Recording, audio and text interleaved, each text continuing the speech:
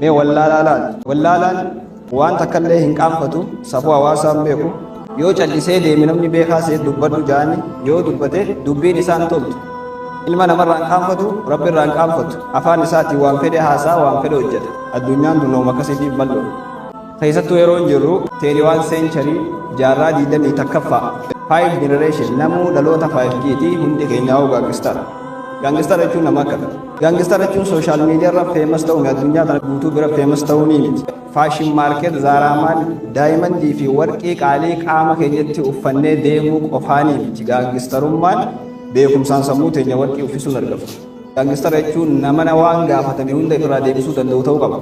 Beekamaa fedhe ta'e, qabaataa fedhe ta'e yoo beekumsi bira hin jiraanne hiikan qabdu jechuudha. Namni beekaati wallaalaan tokkoo miti. خنابت ربي سبحانه وتعالى سورة الزمر سورة 39 آية 9 تكنجا قل هل يستوي الذين يعلمون والذين لا يعلمون يا نبيك أمتك يتنجي ورين بكم سقبني في ورين بكم سنقبني والقطعتنيه إنما يتذكر أولو الألباب بر وري ورب الرابو فمن غرفمي ربي إساني عادتي صداتو ورأقلي قبنيجا منما قرآن في حديث عن غرفمي ربي صداتو نما أقلي قبنا وبرم سقب Kanaaf jecha namni muslimaa deelii yoo xiqqaatte guyyatti deelii hadiisa tokko aayata tokko zamana sooshaal miidiyaati majlisni zuumii irra jira mana si dhufuu danda'a waan fete barachuu dandeessaa guyyatti waan silaalanni majlisa dhaqee baratu sanii olis barachuu ni dandeessa yoo bakka kennineef an deemee barachuu hin dhaqqabu jechuun sababa tokko illee hin taatu sababa akka ilmi namaa ni himanneef rabbiin allama al-insaana maa lam ya'lam ilma namaa waan inni dur hin beekne barsiisee waa hunda mana galcheef amma majlisni fi mana si dhufa yoo abbaan kabaru ta'e